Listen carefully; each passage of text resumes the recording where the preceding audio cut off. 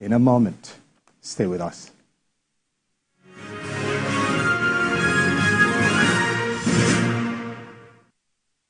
Thank you for staying with us. The Kogi State government this week distributed 50 truckloads of rice to indigent citizens as a palliative to cushion economic hardship in the state.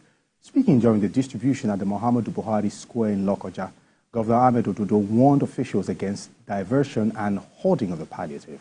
The governor said the intervention was strictly meant for the indigents at the lower level of the socio-economic spectrum of the society. The rice will be distributed to households across the 239 wards in the 21 local government areas of the state. Now, joining me via Zoom is Joel Kemi, doctoral researcher, public affairs analyst. Of course, Joel, good to have you on the show this evening, Joel. Welcome. Thank you so much for having me. Fantastic. All right, now quickly, Governor Ahmed Ododo has flagged off the distribution of food palliatives in the first quarter of the year. How do you evaluate these initiatives? Well, it's a welcome development considering what the impact, the economic impact that this subsidy removal is having on average Nigerians. And well, as much as it is a laudable development, but I don't think it's because all of these are interim measures to tackle the situation, okay? And for me, I think it's an incremental policy in tackling a long-term problem. And in the past, we've seen situations where state governments reel out some of these handouts to citizens to cushion certain effects and all of that. But my problem is how sustainable it's all of this. We understand that people need this food and all of that at this time, but how sustainable is the distribution of this food? And if you give people these handouts at this time, so what happens next? Is it going to continue for the next 5 years, the next 3 years, the next 4 years? What do we see at the end of this? And you agree with me that in as much as food is important at this very critical time of the Nigerian economy, you still agree with me that it's not all about the food. What about other critical sectors? What about the transportation? What about housing? What about healthcare? What about other things? What about things that make life worth living? Not just the food. And we've said this times and again. What measure, because I heard the governor saying they will see how they can monitor the process and all of that. But what measures would the government put in place to ensure that people who actually need these things get them? Because in this same country, Nigeria, we've seen situations where donor agencies will donate things to be distributed to the poor people, and then you find these things in the market.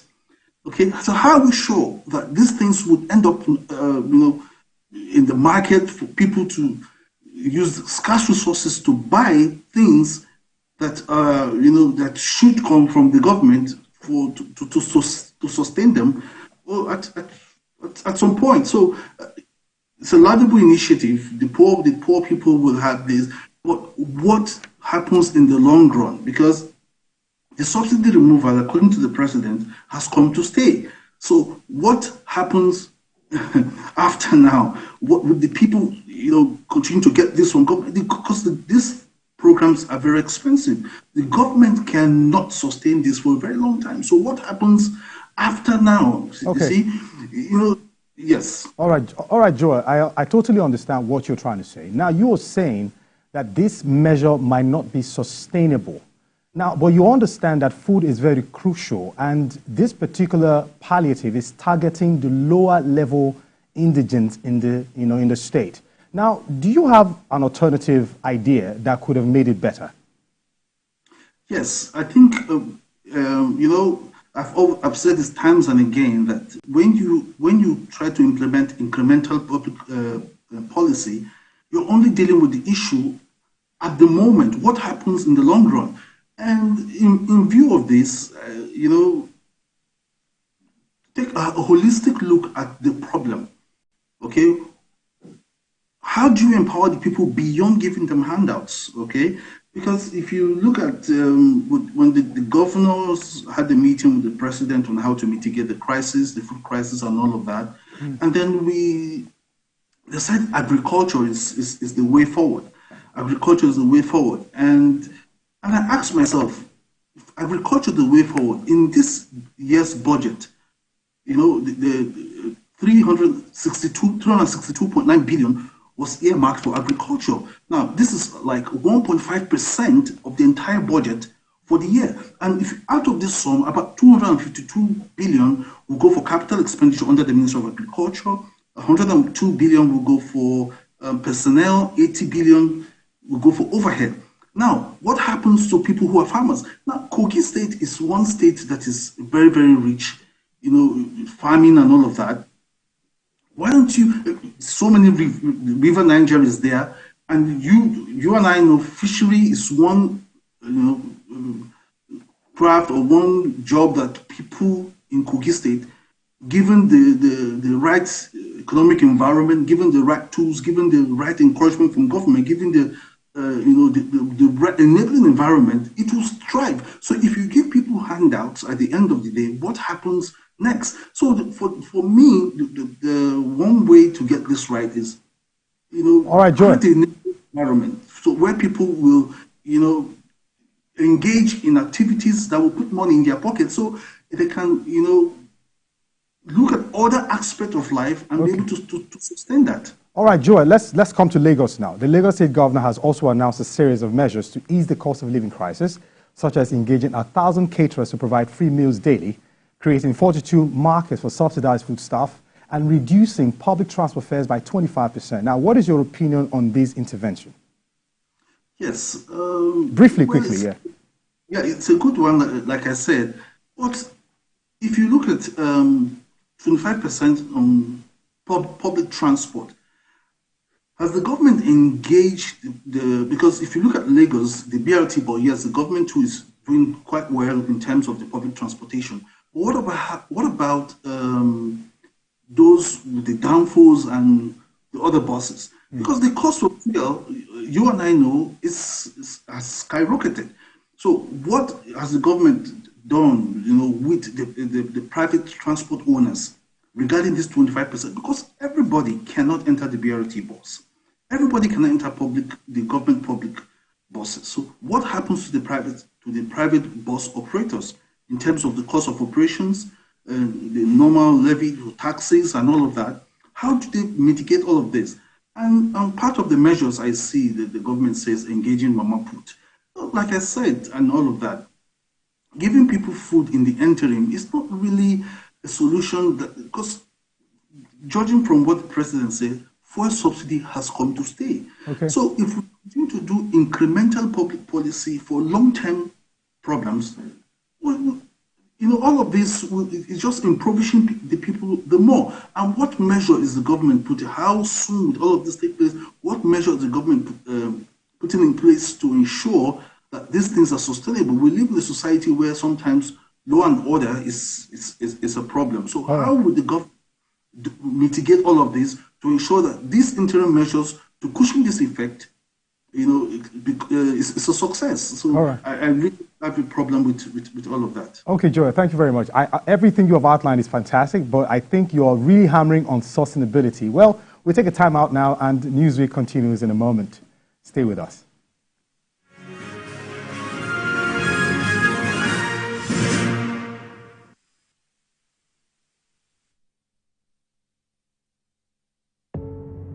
Doubt and fear doesn't occur at the canvas, it shows in the canvas. It shows the conation of raw earthen material slabbed, stroked and molded at a pace provided by the doubt and fear.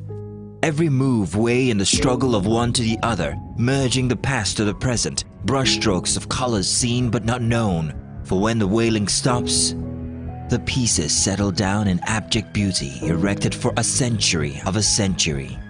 Speaking, advocating, protesting as the arts are meant to be.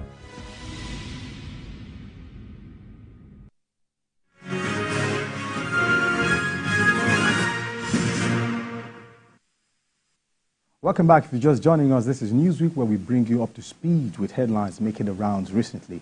Now, this week, the Nigeria Customs Service Kano Area Command announced that it intercepted 4 trucks of food items as part of Air Force would tackle smuggling. The spokesman for the service, Saidul Nuruddin, said the personnel of the service intercepted the vehicles transporting a significant quantity of food items intended for illegal export along the Adija Taura Ringim axis in Jigawa. Nuruddin listed the items to include 1,505 cartons of big and small-sized dried fish, 17 bags of local variety rice, and 2 bags of beans. Now, joining me now from our Abuja studio is Yusuf Ibrahim. He's the chairman at our Transformational Leaders and co-chair of Global Association of Christians and Muslims for Peace and Development. Yusuf Ibrahim, good to have you on the show this evening. Thank you. You're welcome. Good evening to you. Fantastic. All right, now quickly, the federal government has uncovered 32 routes through which food items are smuggled out of the country. And the customs has intercepted 4 trucks of food items on their way out in Kano. Now, what does this situation reveal about the state of the nation? Thank you very much, and thank you, listeners and viewers. The situation has put the country as a nation that are not showing patriotic enough. Perhaps at this particular period of our challenges, there are factors that we need to take into consideration to support the government of the day, and equally the government of the day need to heed to the needs of the citizen. Where the two situations is lacking, automatically we need to derive a strategy to curtail the menace.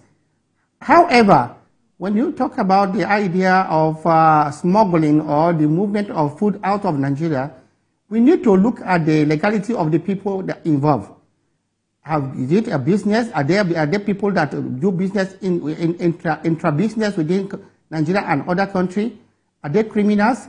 Are there people that are just doing that to sabotage the effort of the government? Are there people that are doing that for political reasons? So there are so many factors can lead to this.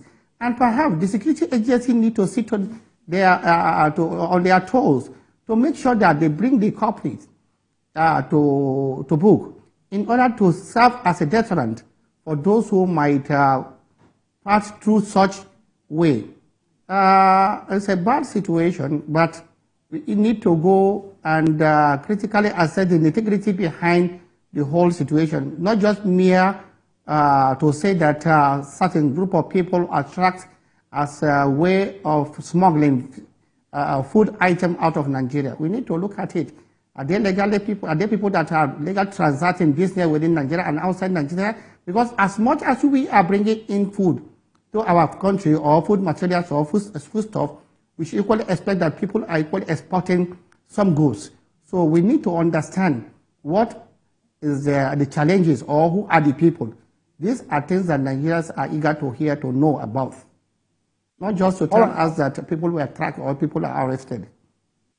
All right, Mr. Yusuf Ibrahim, quickly. Now, it is obvious that some of the food, the scarcity of food items is artificial. The scarcity is actually artificial, caused by activities of smugglers and hoarders. Now, what factors do you think are behind this phenomenon, and how can it be curbed? Well, thank you very much. You see, a country like Nigeria, there are so many factors that look to the impatience of some people due to the peculiar challenges that affect some people. Like the government of the day, President Bola Ahmed Tinubu, who in the course of his ambition has time without number promises Nigeria a lot of things that he's going to do to heal to the success of to provide succor to the citizen. And when he comes to the power, many people cherish his person due to his antecedent and the record he kept in the past. So people were joyful that hopeful things are coming on the way. But as time goes on, maybe by policy or by the kind of people he assembled to man the appear, because the president cannot be everywhere. The president who have told Nigeria that the position he attained today is a lifetime ambition.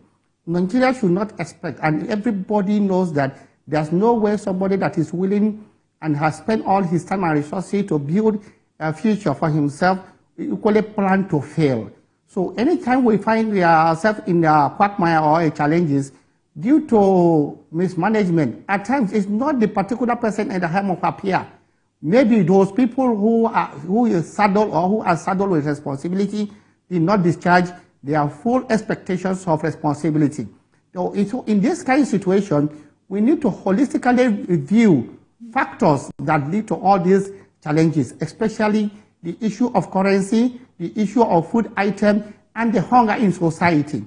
I believe that some persons, some people were appointed to a position which, in the feelings of the Mr. President, are willing for them to contribute their quotas equally to synergize effort to bring succor to the people.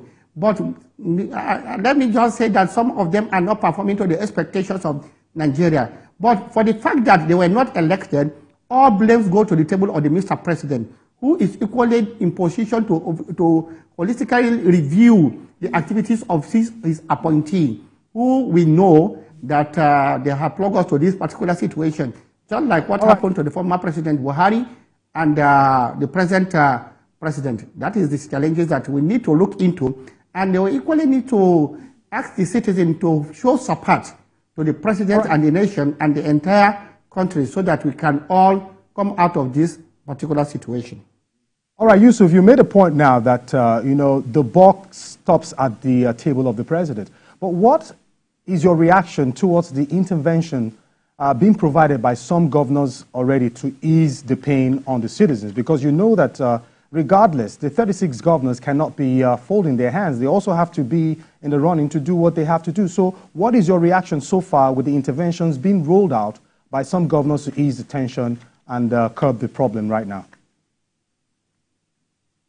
Okay, if we critically look at and assess the past regime, Mr. President or President Buhari then made some bold steps in engaging some state governors and some critical stakeholders in order to implement certain policies. At the end of the day, such policy did not work.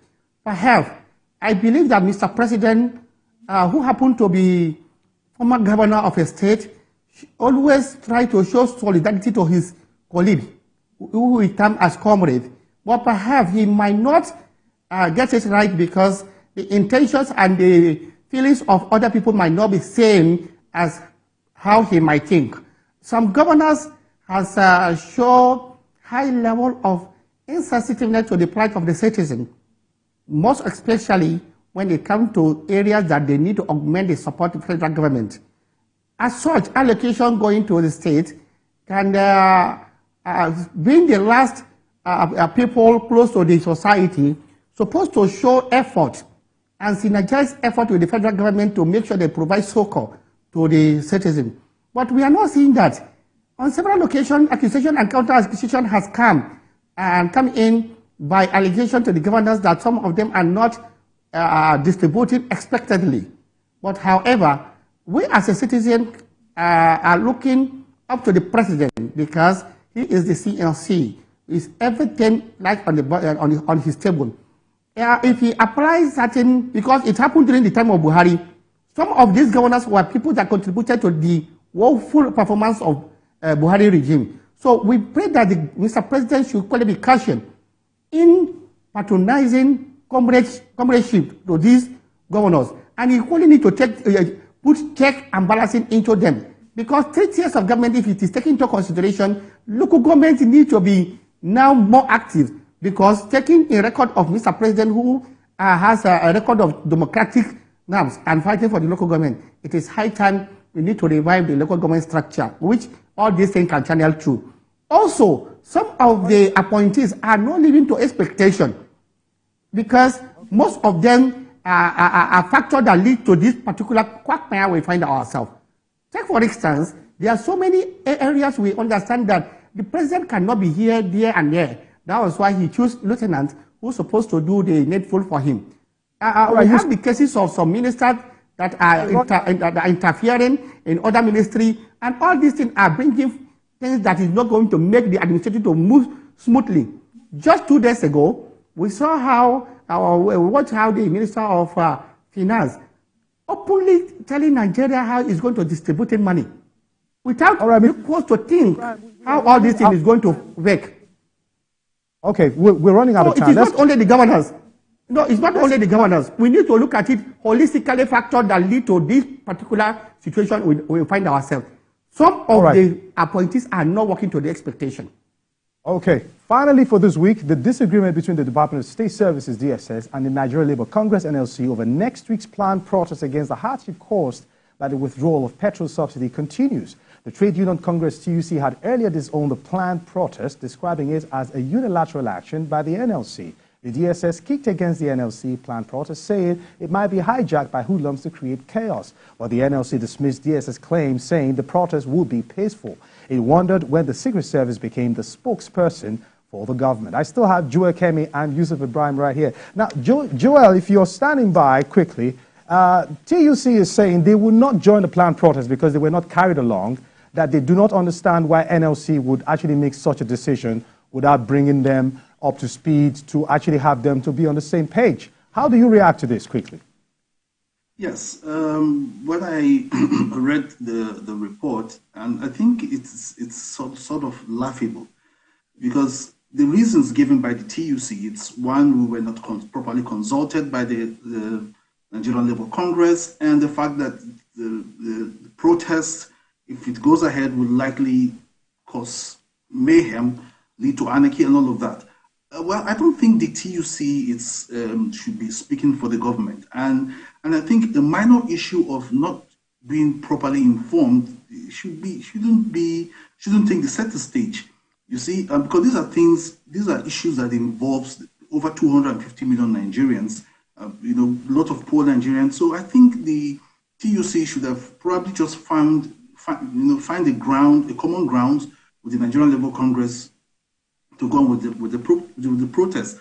However, for me, the protest at this point, I don't even think is necessary, because if you take a look at protests in the past, having protests has not really achieved any results. So for me, there are two things about the protest for me. Aside that the TUC has decided to put out for the protest, citing their reasons, well, it's quite understandable with them. They know how they operate. But given the protest itself, because right now, a lot of Nigerians are agitated, okay? We've seen footages of people stopping trailers of food, ransacking these trailers and cutting away food and all of that. Okay, so, Joel. Yes. All right, Joel, let me quickly get to my next guest quickly. Yusuf Ibrahim, are you still standing? Right, thank you very much. Now, the NLC has rejected the warning by the DSS to shelve its planned protest over the economic situation of the country. How do you view this decision? Briefly, because we don't have time anymore. Thank you very much. On issue on how the NLC goes about their protest, is one thing. The political understanding of both NLC and TUC and the nation. It is no more secret that the situation we find ourselves now, everybody has to understand. We need to ask ourselves, protesting to who? Protesting for what? For who? Is it for the interest of the nation? Whereas we have in the past, most of these protests, how does it heal to the plight of the citizen? Rather, the following day, it creates avenue for some people to have a way for self-aggrandizement by getting certain things on behalf of the nation. At the end of the day, it becomes a caricature. But at the same time, I think they have fundamental human rights to exercise, of which they need to do it according to the provisions of Constitution. The federal government should not stop them. They can only advise just like what the DSS advised. But the citizens and the Nigerian people are eager to know and willing to see what is the outcome of the protest. Is it just to create awareness or brouhaha for people to say that things are bad in the country? Fundamentally, we need to engage the system intellectually by bringing the system to understand the plight of the citizen and how to solve it. not amicably, but synergizing effort to bring succor to the downtrodden who are the victim of this. Most of the people that are protesting might be opportunity for them to now go on the round table as always been discussed to find their way to get what they believe is a national cake. So if you want to protest on behalf of Nigeria, Nigeria as a country and the citizen has already aware what is happening. Individual and collective can tell the president that yes, we are in hardship. And what I think that they're supposed to protest all about should not only be on the issue of scarcity of food or hunger. They should trace and make the president know factors that lead to this, not by accusation, by fact. Some of the principal actors that are choosing to head the affair, just like I stated, most of them are not doing what they were assigned to carry out. Most of them are just looking at it as a time. Yusuf Ibrahim, thank you very much for your thoughts. Joel Kemi, thank you for joining us on the show this evening. It's just a pity time is always of essence here. Yusuf Ibrahim, thank you so much for joining us, and hopefully we do this some other time. Well, that's our show for today. Remember, you can follow the conversation on our social media platforms at TVC News NG, on our website at tvcnews.tv. I am Mark Otabo. Have a good evening.